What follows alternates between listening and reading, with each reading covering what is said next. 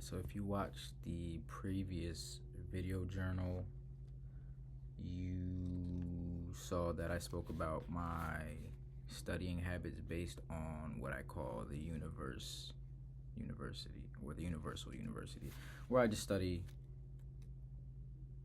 subjects and topics throughout the world that I find interesting based on a preset list of topics that I picked out for myself, which include art, music and writing, fashion, philosophy, and film and photography. But within one of these pages, I got into a kind of a self conversation about the illusion of connection based on social media. And the preface of it, not the preface, but the basis of it is that we feel that we're connected through social media, but the connections are surface level, manufactured, and can actually deepen our isolation. So a strong majority of us, 90% and above, are hooked on to social media some sort of way, whether it's doom scrolling on TikTok or Instagram or Twitter, or even if it's just YouTube videos. We are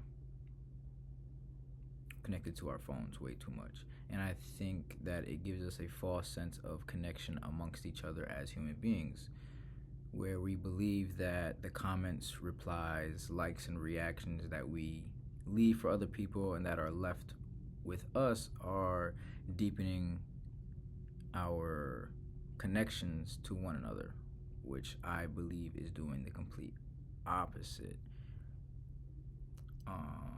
So and then I said that social media makes us feel as if we're a part of something bigger, but our replies, reactions, likes, and comments are shallow interactions. They're just symbolic gestures that aren't genuine connections at all. They're just symbolic interactions. Leaving a heart on someone's post isn't actually showing love, because that would involve a more interpersonal level of connection, more emotion based, that you can only actually really get through in-person interactions, I believe. The symbolic interactions simulate closeness without actual emotional depth. The illusion that we're socially engaged, but we're actually spectators rather than participants. And that was a point that came to me when I spoke to one of my friends, and he said that we're talking about like taking social media breaks and how it's bad for our mental health. And he said that social media kind of helps him feel like he's experiencing life with the person whose content he's interacting with. So he said, like, if he sees me on vacation, he'll watch my story and feel as though they're on vacation with me. And that's not the case, because it gives the illusion that you're an active participant within life, when truly you're just a spectator, and you don't get the actual emotional joy experience that comes from actually taking the vacation versus just watching it on your phone. I hope I'm making sense with that. Another negative aspect for relationships, not just intimate relationships, but personal friendships, social relationships, is that our foundation of the said relationships become all performance based, because you interact with an individual consistently through DMs or through messaging, through social media, and it makes you feel like you know this person on a much deeper level, but you're only experiencing their highs throughout social media, because social media, as we know it, is just a highlight reel. There's a very small percentage of individuals that post their true vulnerable low moments in life, per se. But social media is all, even me, everybody, we're all catering to this preset image that we have of ourselves, that we want to project onto everybody else, and that we want everybody else to see us as.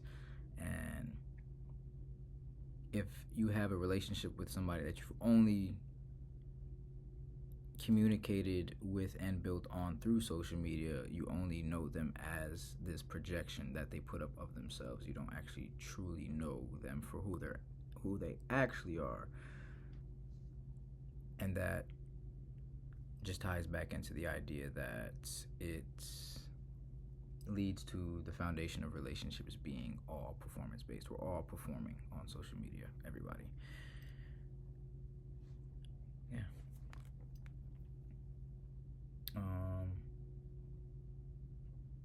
I said that we interact with filtered results and not pure realities. Connecting to a projection isn't connecting at all. Interaction with performance is the basis, which I just pretty much went through and spoke on. Social worth becomes measured through metrics. We see each other through the lens of data, followers, like counts, engagement, how many comments they average on a photo.